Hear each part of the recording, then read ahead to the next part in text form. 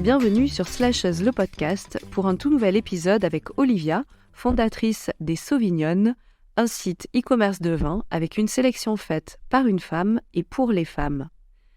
Olivia, qui a grandi en région parisienne, nous raconte son parcours, son choix de quitter cette région avec son mari et de s'installer à Bordeaux où elle va concrétiser sa famille avec l'arrivée de ses 2 garçons. Olivia est une communicante d'une nature joyeuse, elle aime profondément les gens, vous allez vous en apercevoir. Elle nous explique également dans son récit la découverte du monde de l'entrepreneuriat, qui est loin d'être un monde de paillettes parfois. Et comme d'habitude, à la toute fin de l'épisode, ne manquez pas le portrait chinois d'Olivia. Je vous laisse écouter notre conversation et vous souhaite une très bonne écoute.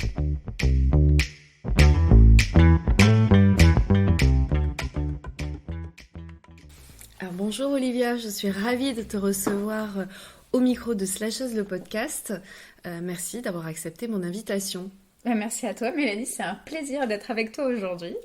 Alors Olivia, est-ce que tu pourrais te présenter s'il te plaît pour toutes les personnes qui nous écoutent aujourd'hui ? Donc je suis Olivia Condomine, je suis née en région parisienne, j'ai grandi en région parisienne dans une jolie petite bourgade qui s'appelle Goussainville dans le Val d'Oise. C'est ironique bien sûr, une ville dortoir. Dans laquelle j'ai fait mes études. Je suis aujourd'hui donc la fondatrice d'un site e-commerce de vin qui s'appelle Les Sauvignonnes. C'est un site e-commerce qui s'adresse à un public féminin. J'expliquerai peut-être plus tard pourquoi. Voilà. Et à côté, j'ai aussi une fonction de consultante en marketing et communication pour les PME et les entreprises qui n'ont pas les moyens d'internaliser la fonction de direction marketing communication. Donc là, à ce moment-là, j'apporte mon expertise au niveau de la stratégie de com, pilotage de projet et mise en relation avec les métiers de la com. Est-ce que tu peux, du coup, prendre ton parcours, on va faire un petit retour en arrière, prendre ton parcours scolaire, professionnel, au moment où tu le souhaites ? Alors parcours scolaire effectivement, donc j'ai après donc mon bac économique et social, je me suis orientée vers la filière communication. Pourquoi ? Parce que j'ai toujours aimé, j'aimais créer et en même temps je suis quelqu'un d'assez rationnel. Donc il fallait que je trouve un lien entre ce métier de création et cette rationalité. Donc je me suis orientée vers un BTS communication des entreprises avec des matières qui me plaisaient beaucoup comme la psychosociologie de la communication. Ça mélangeait à la fois les problématiques économiques d'une entreprise et en même temps créatives, des messages qu'on pouvait faire passer pour représenter une entreprise. Donc le programme m'a beaucoup plu, c'est pourquoi j'ai suivi ce cursus.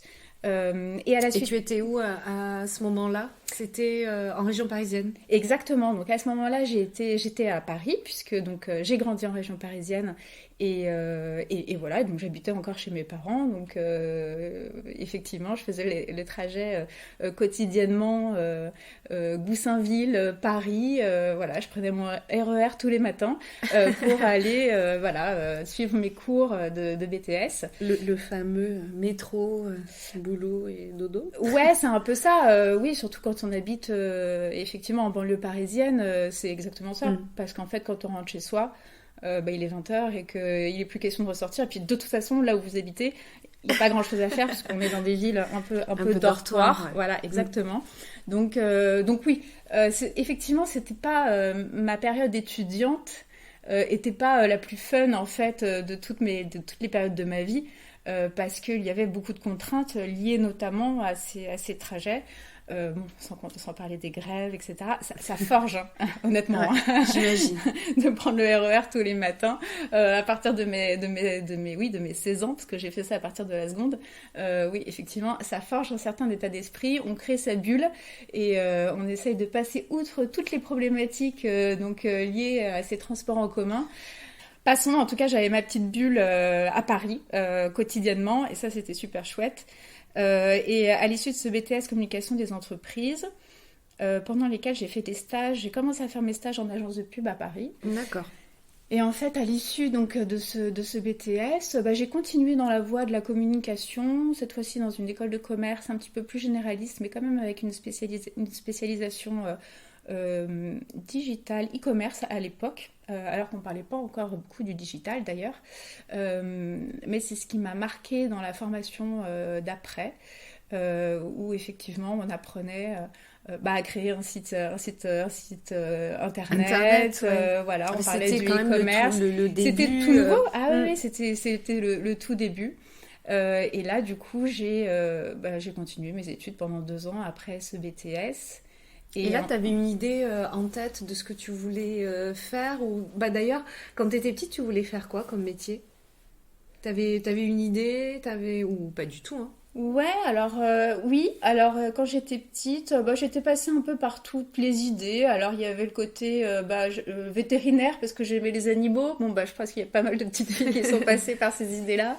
Et puis après plus grande, le droit m'attirait, le fait de pouvoir plaidoyer, de parler, de défendre. Ça, je trouvais que c'était un métier effectivement utile et honorable. Et puis en fait très vite, hein, à la fin du lycée, je me suis orientée vers la com parce que pour moi c'est ce qui ralliait en fait les deux côtés de ma personnalité. D'accord. Voilà. Et donc là tu finis ce BTS en communication des entreprises et t'as quoi en tête? De toute façon c'était assez clair pour moi, hein, je voulais travailler en agence de pub. D'accord, ok. Ah ouais, pour moi c'était vraiment le métier qui allait concilier tout ce que je pouvais aimer. De toute façon, à partir du moment où j'ai passé mon bac, les études supérieures pour moi ont été un loisir en fait. J'adorais les matières que je travaillais, c'était mon truc. Je sais pas si j'étais faite pour ça, mais en tout cas c'était facile pour moi. Peut-être parce que j'avais certaines aptitudes et voilà. Donc du coup, très vite, je me suis orientée vers ça, vers l'agence de pub, parce que j'aimais bien le principe de l'équipe, de travailler avec plusieurs métiers. J'ai bien aimé l'ambiance en agence. Dès mes premiers stages, voilà, ça s'est toujours très bien passé. Et donc à l'issue de ces 2 ans en école de commerce, donc à Bac+4, la dernière année, je l'ai faite en alternance dans une agence de pub qui s'appelait à l'époque Avis de Tempête, qui a changé de nom depuis. Et qui m'a gardée donc du coup à l'issue de mon alternance et c'est comme ça que je suis rentrée dans le marché du travail. J'ai eu mon CDI à 21 ans ou 22 ans, quelque chose comme ça. Ouais. Voilà. Et donc dans cette structure, ils m'ont tout appris. C'était un management participatif. J'ai tout de suite eu à gérer des comptes clients dans l'économie sociale et solidaire, donc avec plein de problématiques hyper intéressantes. Et je suis restée 5 ans dans cette entreprise. D'accord. Vous étiez nombreux? On était une trentaine. Ah oui, d'accord. Ok. Voilà. Donc une moyenne agence, mais sans non plus les process des grosses structures. Ce qui est intéressant aussi dans ces agences, c'est que comme il y a moins de process que dans les grosses structures, c'est que vous êtes vite en autonomie et que vous touchez à beaucoup de métiers. Et donc du coup, c'est hyper formateur. Ah ouais, très intéressant. Donc voilà, donc ça c'était Paris, et puis à l'issue de... Donc là, j'ai rencontré mon mari, qui n'était pas mon mari à l'époque, mais en 2006, je crois. Ouais, en 2006, on s'est rencontrés, et puis très vite, en fait, on a souhaité avoir d'autres projets que de rester à Paris. Je crois qu'on aime les projets en fait. Et donc du coup, on s'est un peu challengé et on s'est dit Paris, est-ce qu'on y reste ou est-ce qu'on découvre autre chose? Sachant que finalement, pendant mes études, et c'est aujourd'hui un peu ce que je regrette, mais en même temps, je n'ai pas eu les possibilités de le faire, c'était de partir à l'étranger. Ouais. J'ai toujours voulu le faire, mais à l'époque... Et pour des stages, ça se faisait pas dans la branche peut-être? Ça se faisait certainement, mais je n'étais pas à l'écoute déjà de ces opportunités parce que j'avais pas la maturité pour. Et donc, puis il n'y avait pas un stage à l'étranger obligatoire forcément. Non, exactement. Donc voilà, comme finalement j'étais jamais partie de ma région et sortie de Paris, j'avais vraiment envie de... Bah oui, c'est ça, de découvrir autre chose. Et puis ça tombait très bien parce que Donc du coup, mon mari aujourd'hui, avait le même projet et on s'est dit bon bah on va choisir une ville, on va choisir un autre projet, une nouvelle destination. Et lui avait un projet de création de boîte et donc on a commencé à regarder dans son secteur d'activité et finalement il m'a proposé Lille ou Bordeaux. Et, Le soleil, le sud. Même si, alors je ne connais pas Lille, mais il paraît que les gens ils sont très chaleureux. Ouais, et puis c'est une super ville. C'est une super ville aussi. Exactement. Bon bah finalement, assez spontanément, j'ai voulu plutôt me rapprocher de l'océan. Donc c'est la raison pour laquelle j'ai choisi Bordeaux, que je ne connaissais pas. Donc, oui, d'accord, j'allais te poser la question. C'était soit Lille, soit Bordeaux, mais sans avoir ni de famille, peut-être, sur place, dans aucune des deux villes, quoi. C'est vraiment un choix pour un nouveau choix de vie et des nouveaux projets, quoi. Exactement. Donc, quand on est arrivé, moi je suis arrivée à Bordeaux, j'ai découvert Bordeaux avec les camions de déménageurs. Donc, en fait... Ah oui, et tu n'étais jamais venue à Bordeaux avant? Non, ou alors peut-être une fois, mais ado, mais bon, j'en avais très peu de souvenirs. D'accord. Et donc je suis arrivée à Bordeaux avec les camions déménageurs. Je me souviens avoir traversé le pont de Pierre. Pour ceux qui connaissent, à l'époque, on pouvait encore rouler dessus, le traverser en voiture. Et là, magnifique, hein, de la rive droite, je vois Bordeaux, superbe, tout est illuminé. Et là, je me suis dit, ok, donc là, ça va être ma nouvelle ville. Voilà. Et là, un nouveau départ, du coup. Départ. Voilà. Et donc là, t'avais démissionné de l'agence de pub de Paris? Ah bah à contre-cœur parce que bien sûr, hein, première expérience professionnelle, donc voilà. On n'était pas encore dans le travail à distance. Voilà. Non, pas du tout. On n'en parlait pas du tout. Ah bah non, pas du tout. Et non, le travail à distance, il n'en était absolument pas question. D'ailleurs, aujourd'hui, on savait pas ce que c'était. C'était même pas envisageable. Ouais. Et oui, aujourd'hui, les choses auraient sûrement été différentes. Ouais. Parce que oui, j'aurais sûrement négocié autre chose. Non, à l'époque, ça m'a un peu déchiré le cœur de quitter cette entreprise qui était, c'est comme une famille. Et puis, j'ai toujours été relativement investie dans mes jobs et les relations humaines pour moi sont hyper importantes et voilà, et passer autant de temps de travail avec ses collègues, ça devient bien sûr plus que des collègues. Et d'ailleurs, ça fait un certain nombre d'années. Et j'ai encore des contacts avec ces personnes. Et l'année dernière, je suis allée au pot de départ de mes anciens postes. Au pot de départ à la retraite. De mes anciens postes. Donc voilà, moi, les relations humaines, c'est hyper important. Donc bien sûr, un gros déchirement de quitter cette entreprise. Et puis, mais bon, ça s'est fait. Et puis à la fois hyper excitant de tout avoir à découvrir. Je veux dire, alors il y a le marché du travail, certes, et se dire ce qu'on va faire, mais aussi de découvrir ta nouvelle ville, ta nouvelle vie. Ton nouveau tout. Mon nouveau tout, ouais, exactement. Il y avait tout tes nouveaux week-ends, mes nouveaux amis, oui, bien sûr. Tout, voilà. Ouais. Et donc on a débarqué tous les deux à Bordeaux, donc c'était en novembre 2009. Je m'en souviens très bien parce que quand on est arrivé, il a beaucoup plu. J'allais te demander, mais il pleuvait pas ce jour-là? Voilà, donc on était dans notre appart, donc avec... Ça, c'était pour pas vous vendre du rêve tout de suite. Non, pas tout de suite. C'est pour savoir si on était bien résistants et bien tenaces. Mais oui, on a été tenaces, hein. On y est encore. Donc, non, c'était super. Et donc, en arrivant dans cet appart, voilà, hein, mon mari a commencé à développer son activité. Et moi, je cherchais du travail, du coup. J'ai cherché du travail toujours dans mon métier, dans ce que je savais faire, donc en agence de pub, et c'est ce que j'avais encore envie de faire de toute façon. Donc il n'était pas question que je change. Et voilà, je me suis mise à rechercher du travail et simplement, je contactais les agences, vers 19h pour être sûre de tomber sur la bonne personne. Et c'est comme ça, de fil en aiguille, qu'on m'a donné des contacts. D'accord. Et progressivement, j'ai rencontré des gens, j'ai envoyé des CV. Très traditionnel comme méthode de faire et puis voilà, j'ai passé un entretien qui a fonctionné chez Inoxia, une agence de publicité qui est spécialisée dans la communication responsable. Je l'avais pas forcément choisi parce que tu vois, ils étaient déjà basés c'était basé à Darwin? Alors non, à l'époque Darwin n'existait pas. N'existait pas encore. Ouais. Exactement, nous étions à Senon. Ah oui, exact. Voilà. Exact. Ouais, on était à Senon et Darwin était en projet, effectivement. Donc, pour ceux qui connaissent pas, Darwin, c'est effectivement un centre sportif, économique, de loisirs, orienté dans la culture durable, sur la rive droite de Bordeaux. Fait. Ouais, tout à fait. Voilà. C'est hyper bien dit. Bah, écoute, franchement, bravo. Donc, c'est effectivement Philippe Barre, du coup, le fondateur de Darwin, qui m'a recruté chez Inoxia, parce qu'à l'époque, il était effectivement le directeur de cette agence de pub. Tout à fait, ouais. D'accord.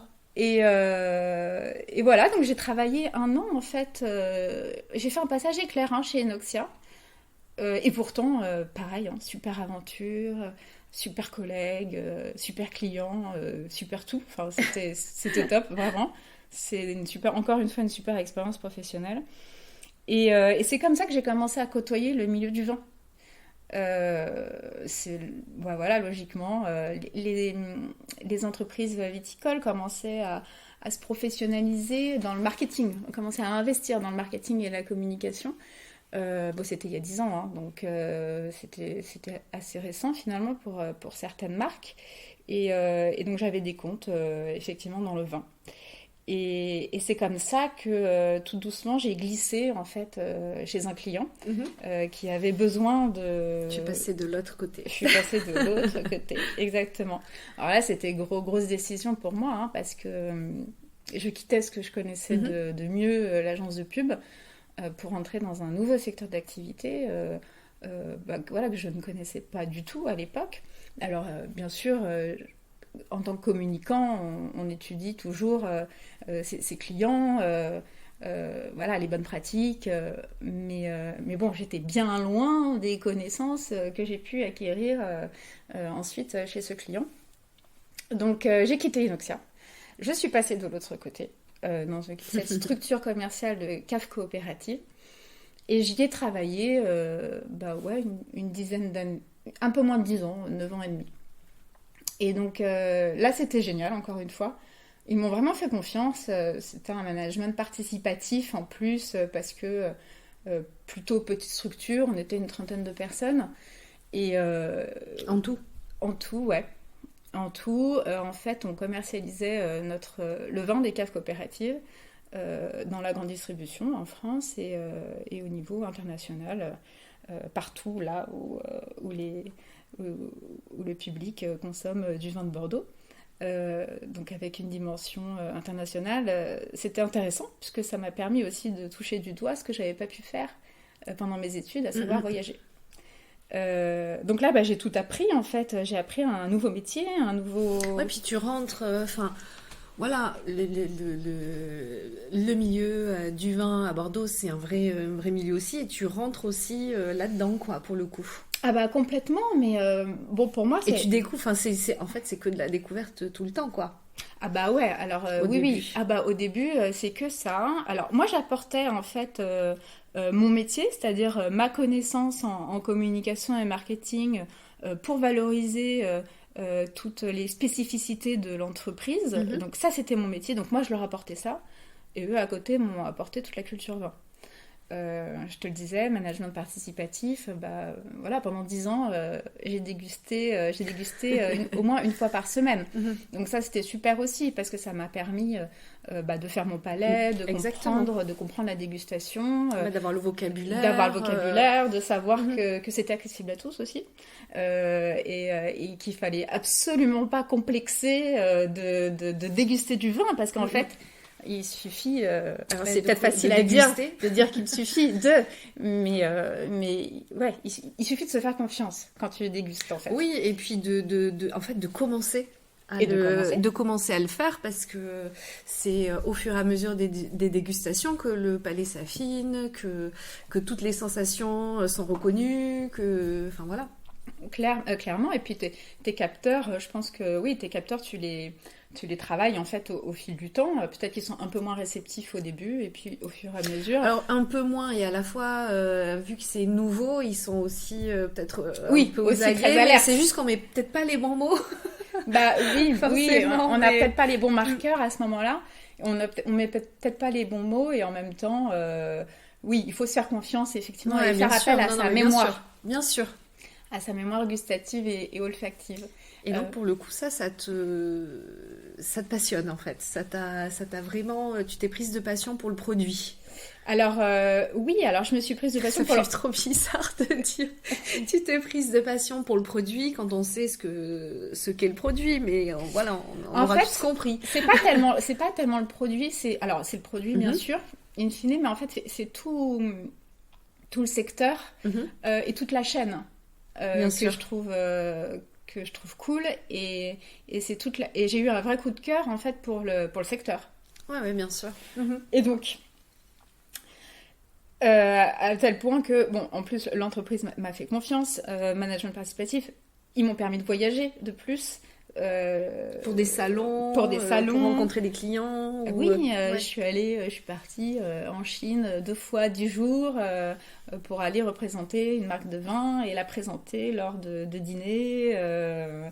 Donc voilà, j'étais prise par le client, prise en charge par le client et j'étais l'ambassadrice effectivement de quelques marques comme ça.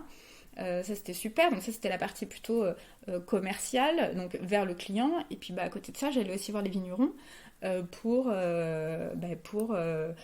connaître leur manière de travailler, leur état d'esprit, voilà, me parler des spécificités de leur vigne, de leur culture, de leur récolte.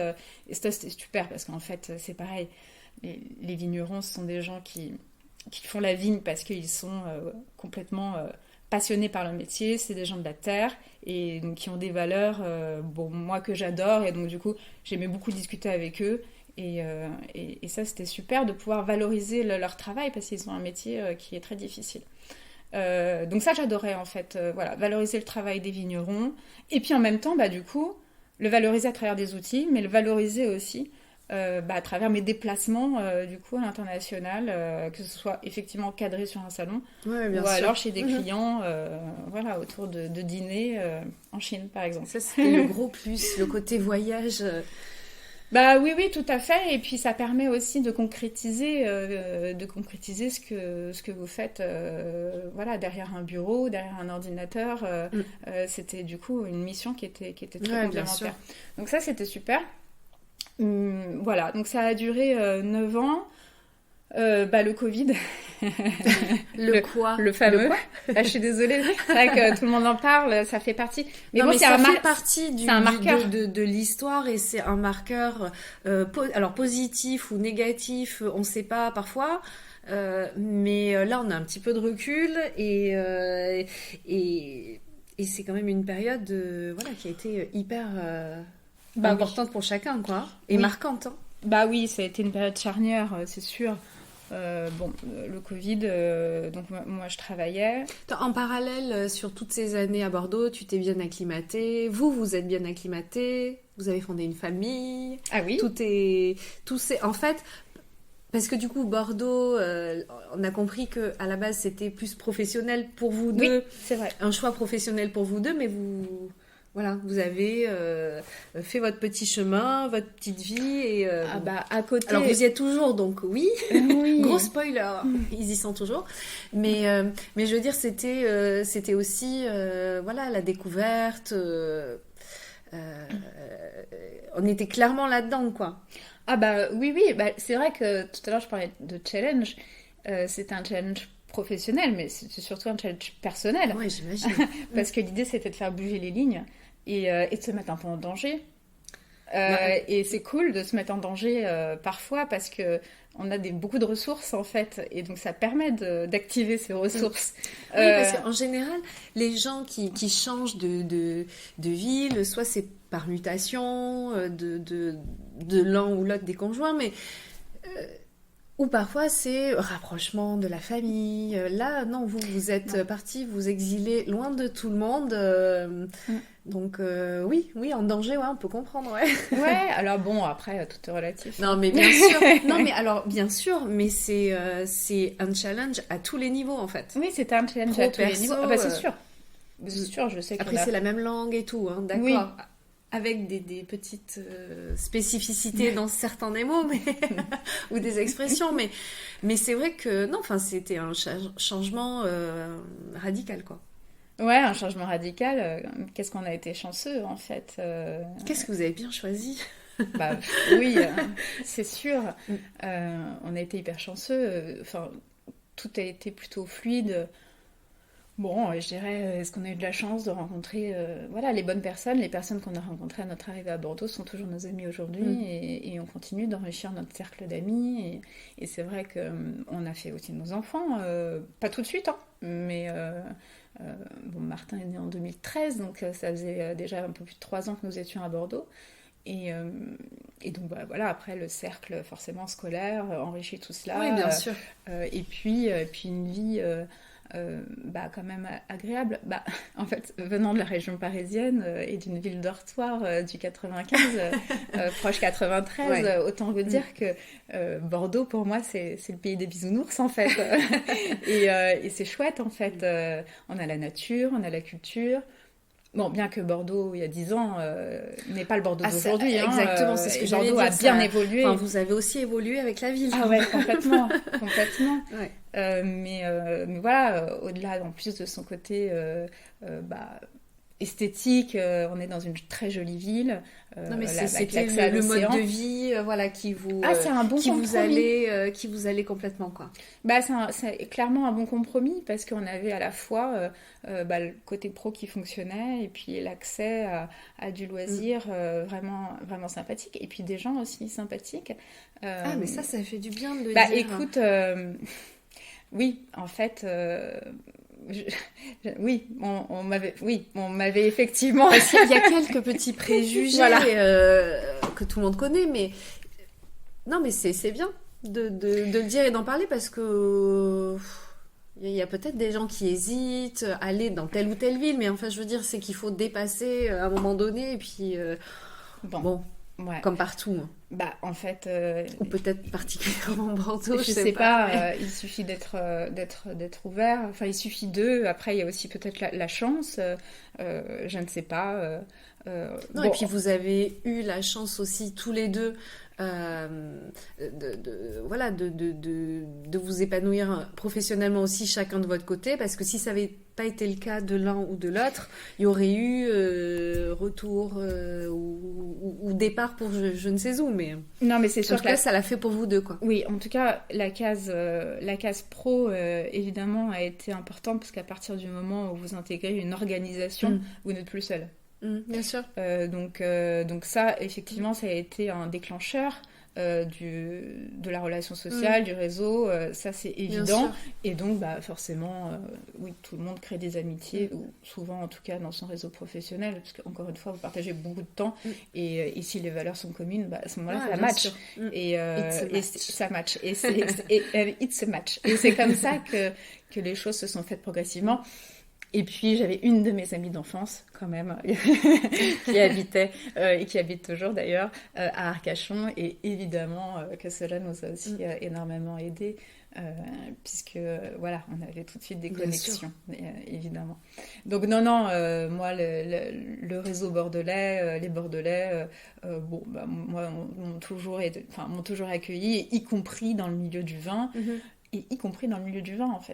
Ouais, parce que c'est quand même un milieu qui a une certaine réputation et... qui pourrait paraître fermé. Tout à fait, ouais. Mais en fait, il suffit de s'intéresser aux gens pour que les gens s'intéressent à vous.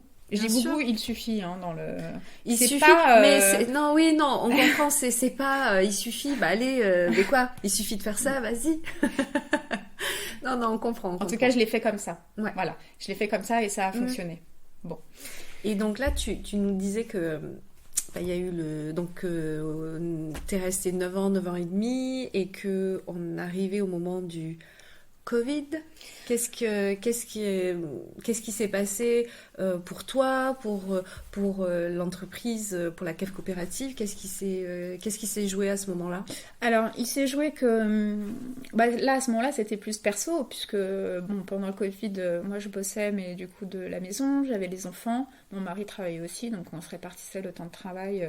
Moi, je bossais le matin en visio, je m'enfermais dans mon sous-sol, et puis j'avais les enfants et mon mari à l'étage, et inversement l'après-midi. Parfois, on se demande comment on a pu vivre comme ça. Pour moi, c'est un vrai trauma. Ah ouais, je comprends. Je comprends. Moi, après, j'ai basculé, vraiment. Et ensuite, et voilà, et l'après-midi, je revenais à l'étage, et puis mon fils était en CP, donc en plus quoi. Moi, je me mettais la pression parce qu'en fait, il fallait qu'il apprenne à lire. Donc, il y avait le petit, qu'il fallait occuper aussi à côté.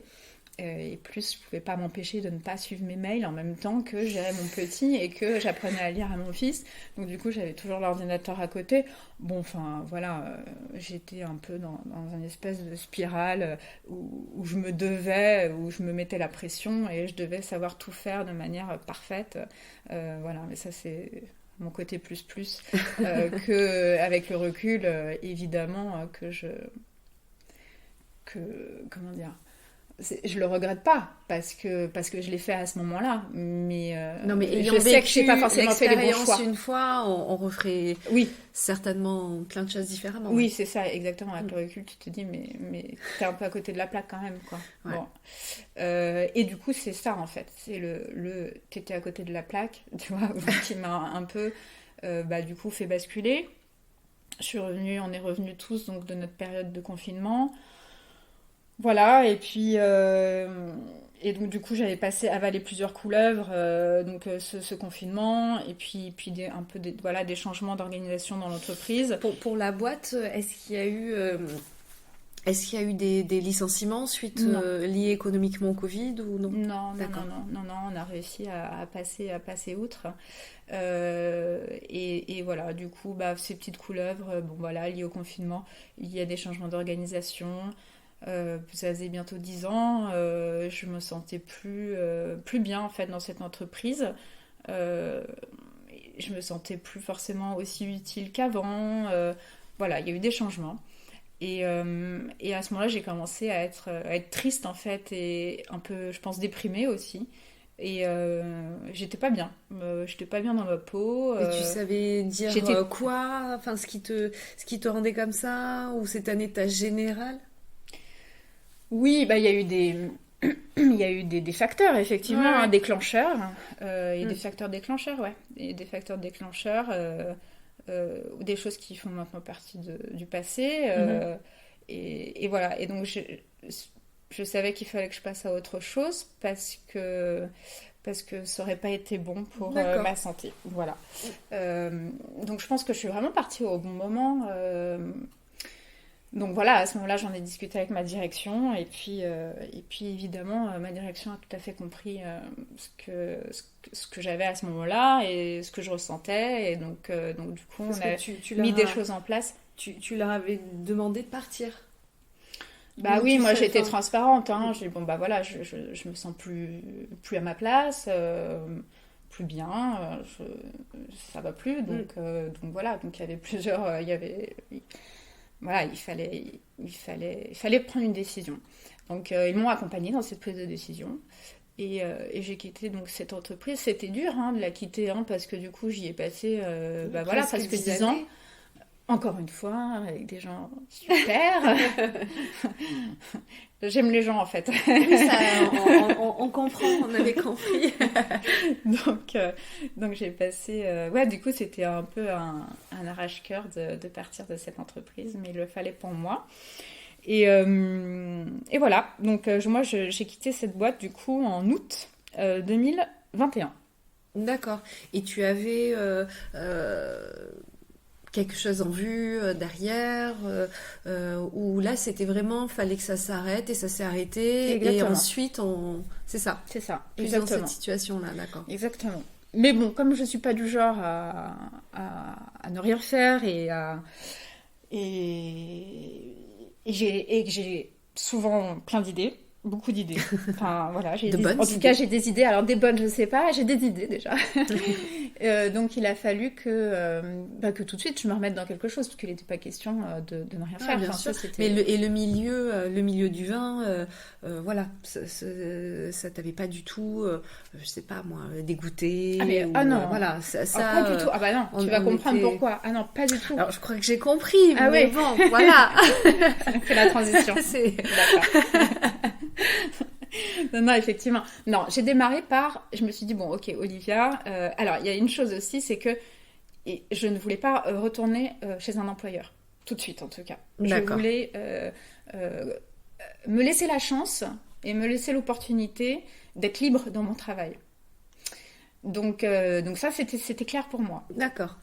Bah, du coup, oui, l'idée, c'était du coup d'être entrepreneur et de monter ma boîte. Bien sûr. Donc ça, c'était une première réponse. Maintenant quoi? Bah, je me suis dit, écoute Olivia, de toute façon, tu as passé tes 15-20 dernières années, je ne sais plus, dans le marketing et la com. Qu'est-ce que tu sais faire? Tu sais communiquer. Tu as bossé en agence, tu as bossé chez l'annonceur. Bon, bah, tu vas proposer tes services de consultante en communication pour voilà, des PME, des entreprises qui n'ont pas les moyens d'internaliser la fonction.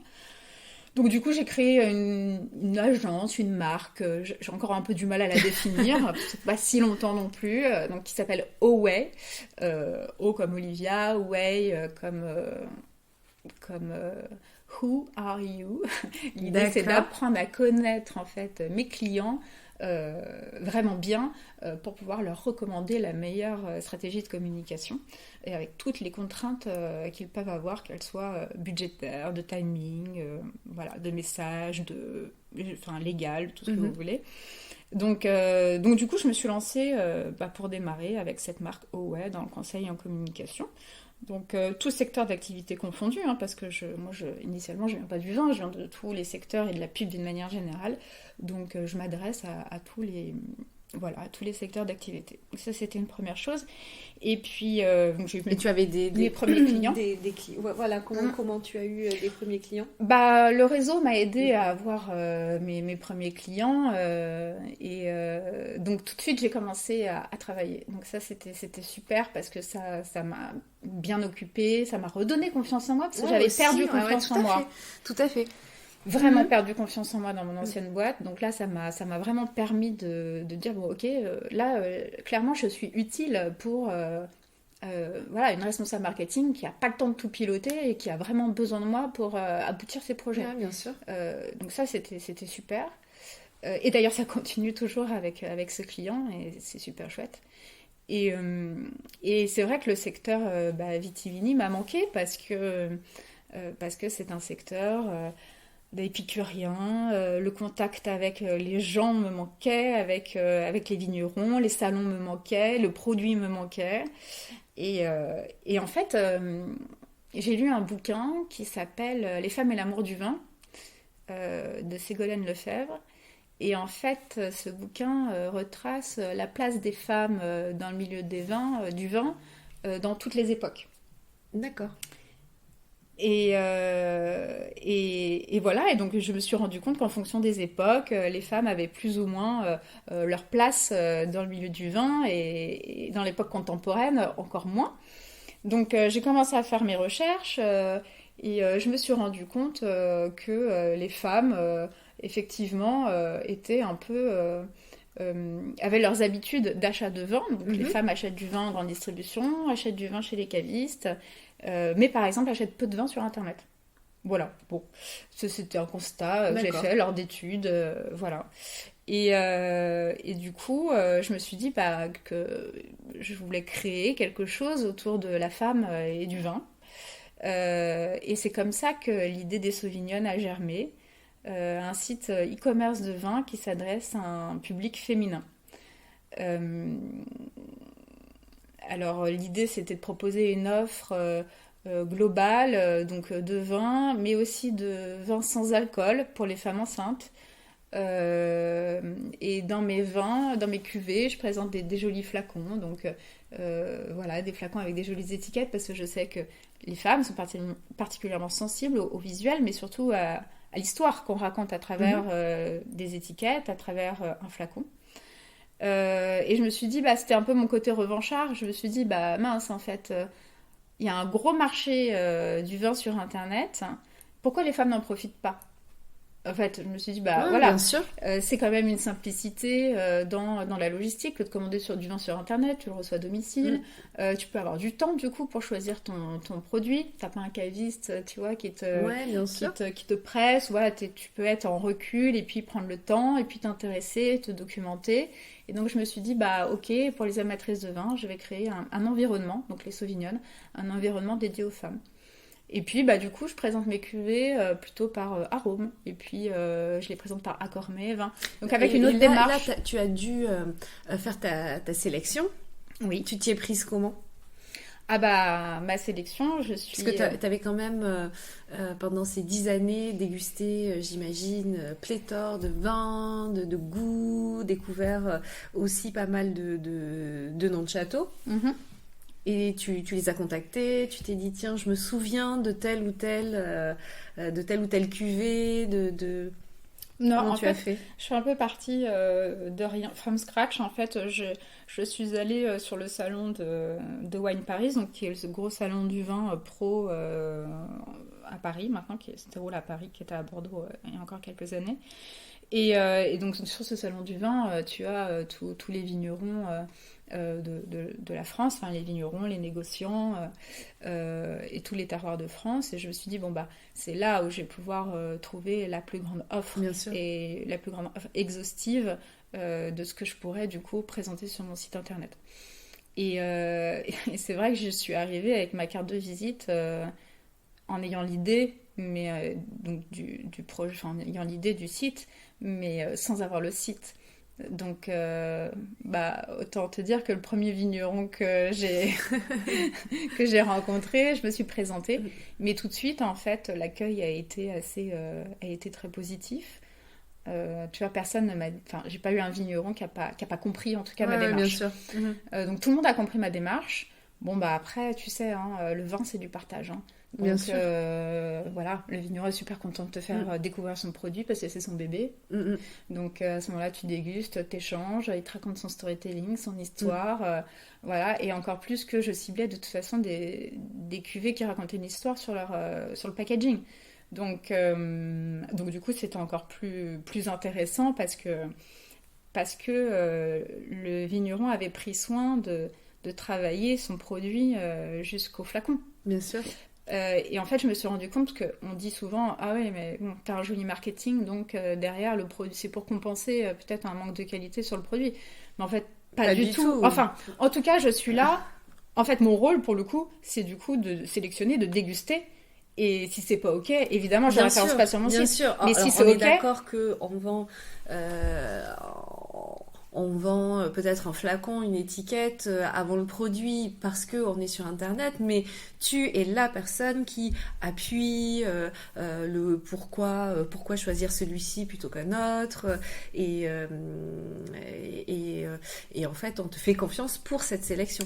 Ouais, c'est clair. Et c'est vrai que les produits, en tout cas que je référence aujourd'hui sur mon site, j'en suis hyper fière. Je suis hyper fière de toute ma sélection. Parce que il y a une vraie complémentarité déjà dans les arômes, dans les terroirs, etc. Mais c'est vrai que alors bon, évidemment c'est ma sélection, tout est bon. Oui, évidemment, je vais pas dire le contraire, mais en fait j'ai ce filtre-là, je joue ce filtre-là en fait, effectivement, entre quid d'un beau packaging et puis finalement de la qualité. Oui, je joue ce rôle de filtre. Mais je me suis quand même aperçue, globalement, que quand je sélectionnais par le packaging une jolie cuvée et que derrière, donc j'échangeais avec le vigneron et que je goûtais le produit, que en fait, tout simplement, un vigneron qui fait l'effort d'investir sur son packaging et sur le message qu'il veut faire passer, c'est un vigneron qui est fier de son jus, qui est fier de son vin. Oui, carrément. Et donc voilà, ça a été la boucle était bouclée en fait à partir de ce moment-là. J'ai commencé du coup à déguster un certain nombre de produits sur ce salon, j'ai fait mes premières sélections et aujourd'hui j'ai une trentaine de références sur mon site, tout terroir confondu, et il faut que je continue à développer effectivement les références. Donc là, on était en 2022 ? Et là on était ou fin 2022 oui, là on était effectivement en février 2022. D'accord, donc il y a un an, un peu plus. Voilà, donc février 2022, j'ai fait mes sélections. Ensuite, j'ai lancé une campagne de crowdfunding pour m'aider en fait à commander mes premières cuvées. Donc une campagne de crowdfunding qui a réussi principalement grâce à mon réseau. Et à la suite de quoi j'ai développé mon site internet du coup qui est sorti au mois de novembre 2022 du coup. Et voilà, la particularité aussi de ce site, ça a été aussi de sourcer du vin désalcoolisé ou des cuvées sans alcool pour les femmes enceintes ou les personnes qui ne sont pas tolérantes à l'alcool. Là, t'as dit désalcoolisé et sans alcool, c'est pas le même procédé? Non, en fait, il y a deux recettes sur le marché, effectivement, de cuvées sans alcool. D'accord. Il y a le vin désalcoolisé, ce qui signifie que donc ça a bien la dénomination de vin parce que c'est un raisin donc qui a été fermenté, donc qui a produit de l'alcool, auquel on a du coup retiré l'alcool, la molécule. Retiré l'alcool parce qu'en fait avec une technique de cuisson, en fait on a chauffé à basse température le vin, ce qui a permis l'évaporation de l'alcool étant plus léger que l'eau. Donc ça c'est une première technique. Donc ça c'est la désalcoolisation. Donc ça c'est du vin désalcoolisé, effectivement, c'est de la désalcoolisation. Donc, ce qui permet de conserver les typicités et le maximum d'arômes qu'on peut avoir donc, dans un cépage. Et puis, on profite aussi d'un terroir, puisque on est vraiment sur le vin. Et en termes de conservation, ça joue pas. Ça vieillit Non, c'est des produits quand même qui se consomment dans leur jeunesse. D'accord. Ouais. Et moi, c'est vrai que je référence aujourd'hui plutôt des produits désalcoolisés à bulles, parce que je trouve que la bulle permet de rehausser l'arôme peut-être, et de compenser, effectivement. Bon. Donc ça, c'est pour la partie vin désalcoolisé. Et ensuite, vous avez donc une autre catégorie qui sont les cuvées sans alcool. Et à ce moment-là, on est plutôt sur la recette à base de mou de raisin. Qu'on infuse avec des arômes naturels, etc., pour se rapprocher du goût du vin. D'accord, très bien. Donc à ce moment-là, on n'est pas passé par l'étape alcoolisation, il n'y a jamais eu d'alcool, et donc pas de désalcoolisation, on est vraiment dans de l'assemblage et de la recette. Et ça s'appelle du vin? Non. Ah ouais. Ça ne s'appelle pas du vin. Enfin, ça ne doit pas s'appeler du vin. Ça ne doit pas, tout à fait. Donc après, il y a effectivement le côté légal qui, normalement, est censé bien donner les bonnes informations aux consommateurs pour savoir ce que le consommateur déguste ou consomme. Et donc, la recette sans désalcoolisation n'est pas du vin. Voilà. Donc, mais je vends aussi ça du coup sur mon site parce que on est dans. Alors c'est sympa parce que du coup on est quand même dans un packaging vin. Bon moi en l'occurrence vin effervescent donc packaging à bulles, donc on reste sur quelque chose d'assez festif. Donc c'est quand même inclusif. Parce que en soirée c'est sympa en fait. On sait que la convivialité. Bon. Je devrais pas le dire comme ça parce que attention, l'abus d'alcool est dangereux pour la santé, voilà, évidemment, mais quand même dans notre culture en tout cas française, l'alcool dans les soirées, dans les événements, dans les rencontres a une place très importante et le vin également dans la gastronomie. Donc, le fait d'apporter sa cuvée désalcoolisée, c'est un petit côté inclusif en fait, c'est vrai. Du coup, après ce salon, tu rentres à Bordeaux et tu contactes tout le monde, tu mets en œuvre, tu fais toute la partie levée de fonds avec le crowdfunding, le site internet. Et il voit le jour quand, le site internet? Alors, le site internet voit le jour en novembre 2022. Donc là, je le lance juste avant les fêtes. Voilà, donc comme tout lancement d'activité, c'est un peu long à ce moment-là, effectivement, parce que, quand on lance un site e-commerce, généralement on s'entoure donc des experts métiers, je suis bien placée pour le savoir, donc on a la campagne de SEO, la campagne de SIA, la campagne d'influence, enfin, j'essaye à ce moment-là de mettre toutes les choses en œuvre pour me faire connaître, mais en réalité, je sais que ça va prendre du temps. Je sais que ça va prendre du temps parce que j'ai pas les moyens. Moi, je m'autofinance. Oui, c'est ce que j'allais te demander. Et tu es toute seule dans ce projet à réfléchir, à financer, à tout faire, quoi. Voilà, exactement. Alors, mon mari a un peu contribué, il a un peu de part dans l'entreprise, mais bon, globalement, je suis en autonomie, et oui, et j'autofinance. Donc, à ce moment-là, je commence à investir. En pub, et effectivement, ça prend pas nécessairement comme j'aurais pu l'imaginer, mais certainement parce que bon, le e-commerce du vin reste un secteur assez concurrentiel, et je pense que le ticket d'entrée, en fait, en termes d'investissement publicitaire sur le web est important, et je pense qu'en termes d'investissement, du coup, je ne suis pas au niveau. Mais je le fais quand même parce que... Ou tu penses à faire une deuxième levée de fonds ? Je sais pas encore. Là, je suis en réflexion. C'est un peu tout le. Mais c'est très récent le jeu. Aussi, c'est très récent, et puis c'est tout le jeu de l'entrepreneuriat. J'ai écouté donc plusieurs podcasts et j'ai cru comprendre que c'était compliqué. Et effectivement, et là, je suis tout à fait dans cette situation où je réfléchis à plus tard. En tout cas. Enfin, je réfléchis aux solutions. En tout cas, je sais qu'il se passe quelque chose autour du concept. Aujourd'hui, je parle de ce concept, de ce site, mais je ne sais pas si ça sera pérenne et si ça va fonctionner. J'en suis vraiment aux prémices. C'est tout à fait. Après, tu as fait des pop-up, tu organises des dégustations, tu pars à la rencontre aussi de ce public. Exactement, donc ça c'est une activité que je n'avais pas forcément anticipée et envisagée, mais qui est tellement géniale. C'est effectivement de participer à des événements pour présenter mon vin, que ce soit des vernissages dans des showrooms, ou participer à des pop-up stores, ou organiser même des soirées de dégustation privées. Ça, c'est des choses que j'avais pas du tout anticipées, mais qui font écho quand même à mon projet. Bien énormément. Sûr, ouais, tout à fait. Énormément, parce que déjà, ça me permet d'expliquer. Alors déjà, humainement, tu as compris que pour moi, les échanges effectivement humains étaient hyper importants. Sauf que là, dans l'entrepreneuriat, moi, je me retrouve toute seule. Et ça, c'est une vraie difficulté pour moi.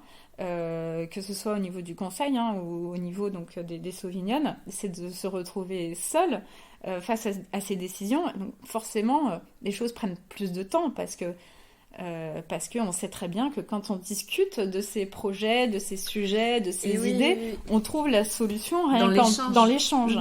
Et là, quand il n'y a pas d'échange, c'est plus difficile. Donc, il ne faut surtout pas s'enfermer. Au contraire, il faut s'ouvrir.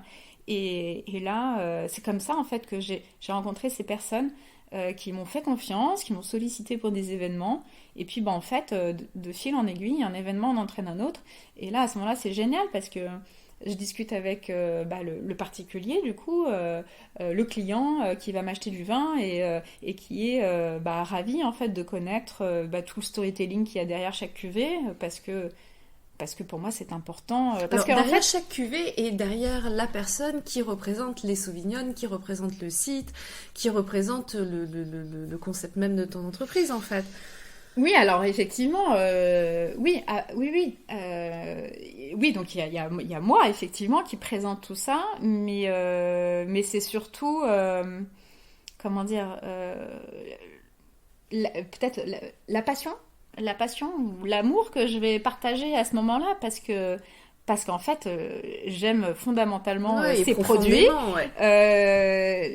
j'apprécie fondamentalement les vignerons qui producteurs de ces cuvées, alors que je ne connais pas tous personnellement, mais en tout cas les peu d'échanges que nous avons eus sur les salons professionnels ou à travers nos échanges pro, ce sont des échanges qui sont hyper cordiaux et hyper sympathiques, et donc j'ai l'impression d'avoir une vocation qui est de valoriser le travail des vignerons. Voilà, c'est un peu comme un porte-voix. Ouais, voilà, j'aime bien. T'es investi d'une mission. Ouais, j'ai l'impression d'être. Je me suis en tout cas investie, parce que personne ne l'a demandé, mais je me suis investie toute seule de cette mission. Et si en plus c'est un moment donné pour faire passer du bon temps aussi à des consommatrices qui parfois ne savent pas choisir le vin, donc si on peut apporter cette notion esthétique qui vient parfaire l'expérience de dégustation, et tant mieux, parce que c'est mon concept. Voilà. Ça tombe bien. Ça tombe bien. Donc, et effectivement, les gens sont plutôt sensibles à cette partie esthétique, offre pour les femmes. Alors, ce n'est pas que du vin de femme. Hein. On est vraiment sur plutôt une offre qui est dédiée à un public féminin. Les hommes peuvent acheter sur mon site, bien sûr. C'est pas le propos. C'est vraiment pas le propos. Il n'y a pas un clic à l'entrée. Vous avez plus de 18 ans. Certainement pas. Voilà. Non, plus de 18 ans, oui. Mais pas pour les sans-alcool. Pas pour les sans-alcool. Mais non. Et c'est la raison pour laquelle, oui, c'est ça. Je m'adresse à un public féminin parce que c'était aussi une manière de présenter le vin autrement. Aujourd'hui on présente le vin de tout temps en fait, par cépage, par terroir, par appellation. Et moi l'idée c'était plutôt de le présenter par contexte. Il fallait que je jongle aussi un peu avec la loi E20 puisque je suis quand même régie par des contraintes, ce qui est totalement normal. Et donc l'idée c'était de présenter aussi mes produits par instant de consommation, et puis aussi de décomplexer sur la dégustation.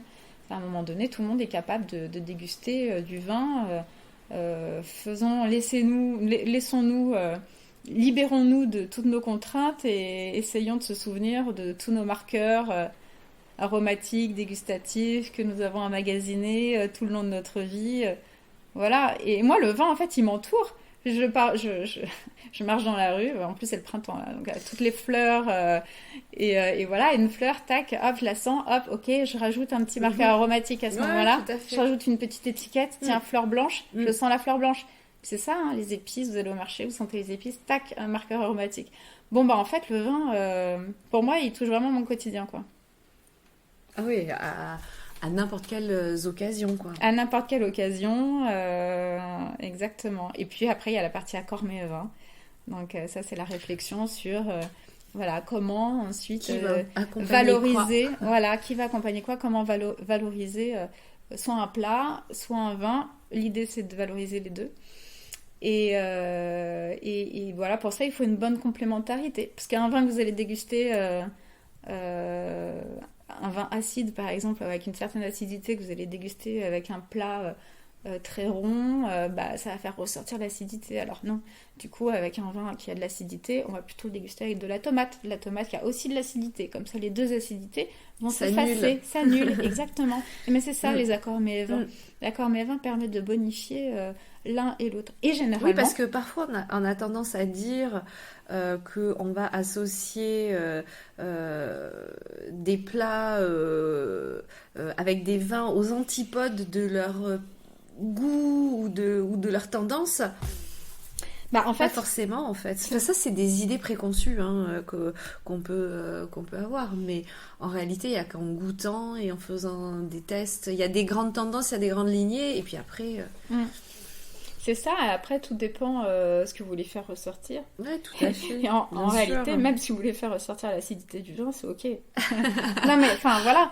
Ça c'est après voilà, c'est ça, c'est que c'est complètement une question de goût. Exactement. Et les goûts sont propres à chacun. Et les goûts sont propres à chacun. Exactement. Ouais. Donc il y a pas. Alors c'est vrai qu'il y a des petites, alors pas des règles, mais des petites astuces. C'est-à-dire, généralement, on déguste quand même un vin avec un plat qui est produit ou un mec qui est produit dans la même région. Généralement, ça s'accorde quand même plutôt pas mal. Hein. Oui, parce qu'on est sur un même terroir ou un même... Ouais, mais ça... Des mêmes notes, peut-être. Ouais, je sais pas pourquoi. Ou une même tendance. Ouais, des vins italiens qui ont une légère acidité vont très bien fonctionner avec les plats italiens, parce que les plats italiens sont faits avec de la tomate. Voilà, donc je reprends le même exemple, mais c'est typiquement ça. Un vin d'Alsace, on va le déguster avec des asperges d'Alsace, ça marche hyper bien. Hein. Ouais, tout à fait. Donc, et pas que, évidemment. Et pas que, bien sûr, et pas que, mais voilà, en tout cas, c'est un tip, c'est une petite astuce pour faire ces accords mets vin. Ce week-end, donc, tu as participé à un pop-up store. Est-ce que tu étais là, donc j'imagine, pour recevoir et renseigner des clientes ou des clients. Est-ce que tu fournis l'offre qui va avec le pop-up store, à savoir un côté restauration? Est-ce que tu donnes des conseils à ce niveau-là aussi? Alors là, sur le pop-up store auquel j'ai participé effectivement la semaine dernière. Un pop-up store de femmes aussi, il me semble. Ouais, exactement, c'était génial. C'était un événement dans un hôtel particulier, une maison qui a été rénovée par deux sœurs, ouais, l'Authentique. Et cette maison, qui est un hôtel particulier, une maison de maître, maintenant fait office de réceptif. Et donc elles ont lancé, pris l'initiative de lancer un pop-up, effectivement, avec pas de marque, un pop-up 100% féminin. Alors, oui, qui s'adressait à un public féminin, mais parce qu'on était vraiment dans une ambiance résolument féminine, de par ne serait-ce que le storytelling et l'histoire de cette jolie maison, de cette jolie demeure.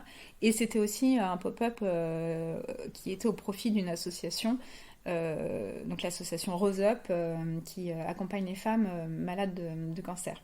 Donc là, à ce moment-là, oui, alors le vin, dans un contexte comme celui-ci, n'était pas forcément évident à valoriser.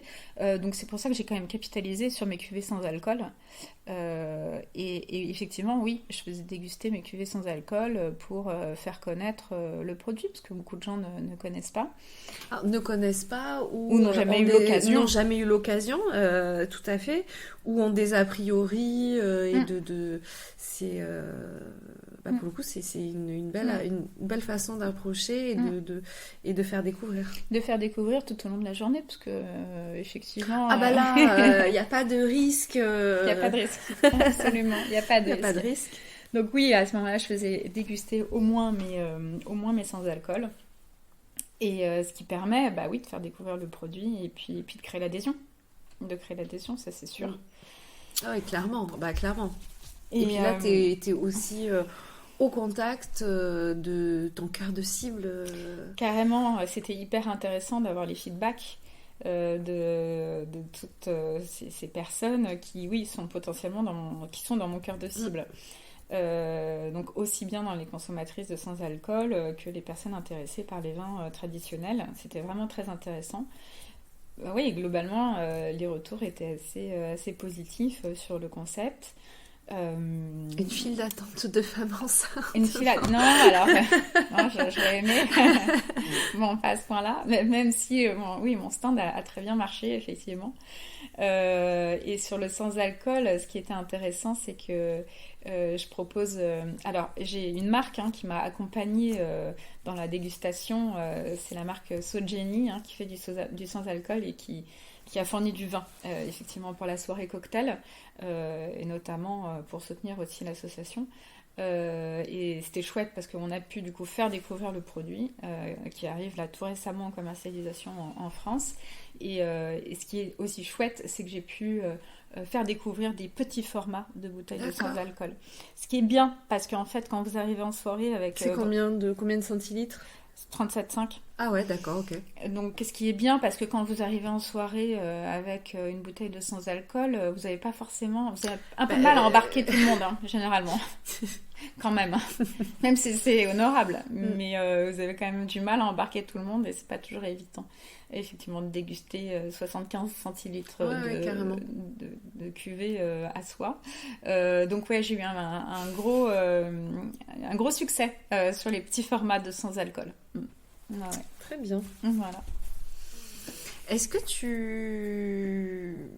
tu as quelque chose à ajouter ? Non, parce que tout le monde qui passe dans le podcast me dit quelques heures après ou le lendemain, j'aurais dû dire ça, j'ai pas dit ça. Est-ce que déjà tu sais que t'as pas dit certaines choses ? Je sais pas, je te le dirai demain, non ? Voilà. Et du coup, tu rajouteras en story toi-même. Voilà. Non, à un moment donné, enfin ça c'est en off, tu parlais de tes amis, de la rencontre de ces amis lorsque vous étiez ado. Qui a aussi été peut-être quelque part déterminante dans ton aventure, alors sûrement dans ton aventure humaine et professionnellement peut-être aussi. Ah bah oui, je pense que effectivement les filles ont été donc les filles d'ailleurs, qui sont les filles qui sont les filles. Les filles, ce sont mes 4 amies d'enfance Enfin, mes 3 amis d'enfance. Parce que c'est les 4 fantastiques, c'est les femmes forts. C'est ça. mes 3 amis d'enfance qui ont grandi avec moi. On s'est suivis dans nos péripéties de banlieusardes. Bon. Au lycée, dans nos RER. Enfin bon, bref, un vrai socle en fait. Un vrai socle, et heureusement qu'elles étaient là, parce que elles ont été déterminantes dans mon accomplissement et dans ma stabilité. Et je pense que on a été toutes bénéfiques pour les unes et pour les autres, en fait. Voilà. On a été un groupe, on s'est connus au primaire pour certaines, pour la plupart même d'ailleurs, et on s'est suivis jusqu'au baccalauréat. Et elles ont été hyper importantes, et c'est super parce qu'aujourd'hui on se retrouve, on continue à se voir. Et habiter pas loin aussi. On habite pas loin. La vie nous a réunis sur la côte ouest. Oui, ici c'est la West Coast. Voilà. En tout cas, de la Bretagne à Bordeaux, en passant par le bassin d'Arcachon. On est sur la côte ouest. Là, c'est ça.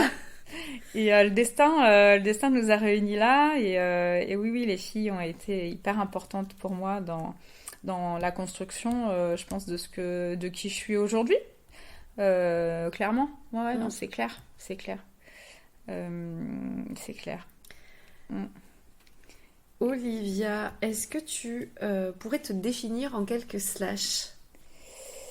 Oui, alors je dirais je suis communicante, marchande de vin, commerçante, du coup, maman. Quand même. Oui, quand même, parce qu'en fait, oui, alors ça je l'ai pas dit, effectivement. Ça a toute son importance, c'est que quand je me suis mise à mon compte, j'ai voulu préserver quand même du temps pour mes enfants. Et voilà, et j'ai mis un point d'honneur en tout cas, à être avec eux les mercredis et à les accompagner dans leurs activités, parce que mes enfants grandissent et je vois que le temps passe vite et que j'ai vraiment pas envie de regretter. Et du coup, j'ai apporté cette souplesse-là également, quoi. Ah oui, complètement. Et j'ai du coup la chance de pouvoir m'organiser. Oui, et puis quand tu es avec eux, d'être pleinement avec eux, en fait. Et pas comme pendant le confinement. En tout cas, un peu plus. Un peu plus, un peu plus. Alors, pas complètement d'accord, on va plus. pas se mentir. D'accord. C'est vrai que, bon. Voilà. Et ça, c'était important pour moi. Parce que, effectivement, oui, le temps passe très très vite. Et donc, du coup, je le mets dans le slash parce que forcément, ça a une incidence aussi sur le développement de mes activités. Et voilà, parce que... Alors après, il y a des gens qui ont tendance à dire et à cloisonner le côté pro, le côté perso. Mais alors moi, par exemple, pas du tout. Parce qu'en fait, pro, perso, en fait, c'est ma vie, mais moi, je suis moi, que une, parfois plusieurs, mais que une. Donc, je comprends tout à fait que tu mettes ce slash, parce que c'est quand même un gros job. Hein. Et tout est tellement lié. Là, on est ensemble. Ensuite, on va aller chercher nos enfants. Enfin, voilà, tout s'imbrique. Alors moi, je suis pas pour le côté pro perso. Enfin, c'est. Ouais. Et puis moi, mes enfants, voilà, je leur partage aussi. Ce que je fais, et que le mercredi, oui, effectivement, parfois je travaille. J'ai mon ordi, je travaille, je passe des coups de fil, ils sont là, mais c'est ok parce qu'ils savent que cette expérience et ces activités sont importantes pour moi. Puis c'est aussi la valeur du travail. J'ai une grosse valeur travail qui m'a été léguée par mes parents. Mon père était artisan, quelqu'un d'ultra rigoureux, qui travaillait en extérieur l'hiver sous la pluie. Donc la valeur travail, je la connais. En tout cas, elle m'a été transmise par mon père. Et voilà, et il me semble tout à fait normal d'en faire pareil avec mes enfants, de faire pareil avec mes enfants.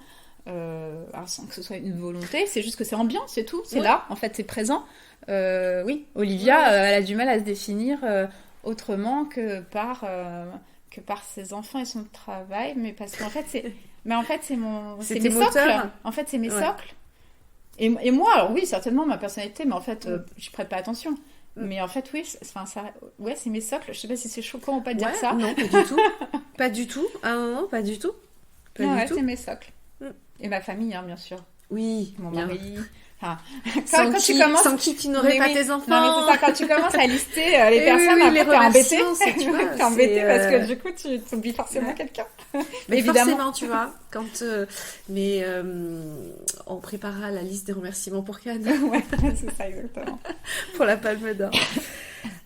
Alors, est-ce que tu as quelque chose à ajouter? Oui, j'ai une dernière chose à ajouter. Je voulais juste te dire que l'entrepreneuriat, c'est pas que des paillettes en fait, hein. C'est vrai qu'on aspire tous, et puis alors effectivement on écoute aussi plein de choses, hein, sur des femmes puissantes, entrepreneurs, etc. Mais en fait c'est pas du tout que paillettes, hein. C'est vraiment pas rigolo en fait de se retrouver seule, hein, face à ces choix. C'est parfois tellement loin de ce qu'on peut s'imaginer. Voilà, donc moi en tout cas je suis dans cette phase-là où c'est pas paillette, hein. Donc je me la souhaite évidemment, mais là c'est vrai qu'il y a des moments, alors je sais pas, je me confie, mais ouais, je dois vous dire quand même que c'est pas toujours évident de ne pas pouvoir partager, échanger. Et de pas avoir ses collègues au café le matin. Voilà. Non, c'est vrai, et pas échanger, et voilà. Mais heureusement, j'ai quand même une bonne source d'inspiration qui me vient maintenant, du coup, de mes clientes. De mes clientes que je peux voir en vrai pendant les événements sur lesquels je suis sollicitée. Alors, quid du e-commerce, est-ce que c'était fait pour moi? Ouais, je pense que c'est fait pour moi, parce que j'ai toujours aimé le digital. Mais c'est le moyen c'est le moyen. Oui, ça fait partie, effectivement, c'est un levier. Et le e-commerce, je vais continuer à le développer, continuer à être présente sur les réseaux sociaux. On donnera toutes les infos. On donnera toutes les infos. Ça marche. Alors, on arrive au tant attendu portrait chinois. Ouais. Le portrait chinois, une série de 10 questions qui commence par si tu étais, et à chaque si tu étais, une seule réponse. D'accord. C'est parti, t'as bien bossé? J'ai bossé. Si tu étais un animal, tu serais? Une gazelle. Alors tu peux nous expliquer, libre à toi de nous expliquer pourquoi ton choix, ou pas nous l'expliquer. C'est toi qui vois. Bon, on disait tout à l'heure que j'avais du mal à dissocier ma vie pro et perso, et que le pro était un socle de mon perso. La gazelle, pourquoi? Parce que c'est le logo des Sauvignonnes. C'est le logo des Sauvignonnes. Bon, alors, moi, à la base, mon surnom, c'est Bichette. Bon, voilà. Et je me suis transformée en gazelle avec les Sauvignonnes. Voilà. Avec les Sauvignonnes, pourquoi? Parce que, du coup, ce fameux livre, Les femmes et l'amour du vin, que j'ai lu en arrivant là, dans ma nouvelle expérience, donc expliquait toutes les époques des femmes et du vin. Et en Mésopotamie, la sommelière des dieux était une déesse. Et cette déesse, Siduri Sabitu, avec comme avatar la gazelle. Une gazelle. Voilà. Et c'est la raison pour laquelle aujourd'hui on retrouve souvent des images de gazelles sur les jarres sur les poteries et les jarres de vin. Très bien. Et voilà. Et donc, d'où le logo. Et je trouvais que c'était rigolo, en fait, du fait aussi qu'on me surnomme Bichette. Je trouvais ça rigolo d'avoir la gazelle. Voilà. Si tu étais une couleur, tu serais? Le bleu. Le bleu parce que... Et toutes ces nuances. Non, je les sens comme ça fait plein de couleurs. Non. C'est bien parce que j'ai l'impression que la palette. J'ai l'impression que tu as compris ma personnalité, en fait, à travers ce podcast. Est-ce un podcast ou est-ce un rendez-vous Je ne sais pas.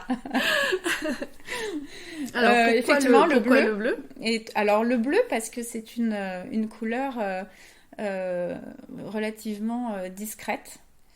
Pour moi, ça évoque la sérénité, la confiance. C'est une couleur assez neutre et effectivement, elle a beaucoup de nuances. Si tu étais un film, tu serais... Alors, je sais pas si je serais, si je suis ce film. Ouais. En tout cas, je l'ai beaucoup aimé. C'est Good Morning England. Et j'ai beaucoup aimé ce film parce qu'il m'a beaucoup fait rire. Et j'aimais bien ce petit côté avant-gardiste, ce petit côté rock'n'roll. Alors pour info, c'est des radios pirates en Angleterre. Et en l'occurrence, là, une radio pirate qui se déroulait dans un bateau au large des côtes anglaises. Et voilà, c'est un film qui m'a beaucoup fait rire, qui, je trouve, donne la pêche. Voilà. Si tu étais une chanson. Alors là, pareil. Alors la chanson, alors c'est pareil, j'ai mis du temps avant de trouver cette réponse et j'ai trouvé. Alors bon, déjà j'aime beaucoup Alicia Keys, voilà, sa voix me porte et voilà, c'est quelqu'un que j'aime beaucoup, voilà, son art. Et du coup c'est Girls on the Fire. Ben, bien sûr. Mais bien sûr. On adore. Si tu étais un plat. Alors, c'est pas tellement un plat, c'est plus un aliment. J'ai mon péché mignon, c'est l'oursin. Voilà, ça c'est mon petit côté breton. Bon, je suis pas bretonne, hein, mais j'ai passé beaucoup de vacances en Bretagne. Et d'ailleurs, je me suis mariée en Bretagne, dans le Finistère Nord. Et voilà, et l'oursin que l'on pêche, hein, d'ailleurs, et mon petit péché mignon. Ouais. Bah, très bien. Si tu étais un personnage célèbre, et ça, je sais que c'est une colle, il y a personne, quoi. Je sais pas. En fait, c'est difficile pour moi de répondre à cette question parce qu'un personnage célèbre est célèbre. Et en fait, je me projette pas dans la célébrité. Ouais, parce que t'as pas, t'es pas fan de. Enfin, je suis pas une groupie. Voilà, le côté fan, le côté groupie, quoi. Je suis pas une groupie. Mais peut-être une personne, homme ou femme, que tu respectes profondément, que tu admires. Et en même temps, j'ai envie de te dire que si tu réponds personne, enfin, il y a pas de souci. Déjà, il y a pas de souci, mais c'est qu'en fait, il y a rien qui te vient, tu vois, spontanément. Donc. Non, une personne célèbre, non. Par contre, une personne, oui, que j'admire et que je respecte, c'est mon mari. Non, mais c'est trop mignon. Mais alors, en fait, on l'embrasse fort. Alors oui, non, mais en fait, je dis ça parce que bon, enfin, c'est quelqu'un de très juste en fait. Et voilà.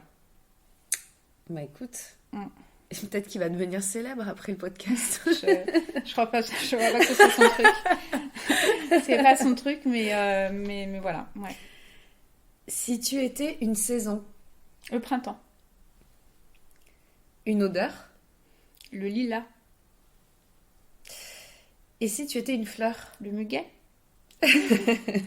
Très actuel tout ça. Voilà. Et si tu étais, pour finir, une ville. Alors là, j'ai cherché longtemps, là aussi. Et en fait... Goussainville. Non, je plaisante. Alors, non. En revanche, Bordeaux, oui. Oui. Alors voilà, effectivement, j'ai cherché longtemps. C'est pas facile de répondre à cette question. Et je me suis dit finalement, où est-ce que je me sens le mieux aujourd'hui ? Bah oui, en fait, je me sens très bien à Bordeaux, donc ce serait Bordeaux. Mais c'est une très belle réponse. Voilà. Écoute, Olivia, je te remercie beaucoup. D'avoir parlé de toi, de nous avoir raconté ton parcours. On va laisser toutes les infos à propos des Sauvignonnes, on va les laisser dans les notes. Et puis, à très vite. Merci Mélanie, merci pour ton accueil, c'était un moment super sympathique. Et voilà, j'espère que ce podcast plaira. Mais bien sûr, moi j'en doute pas. Et en tout cas, les gens nous le diront. Merci Olivia. À bientôt.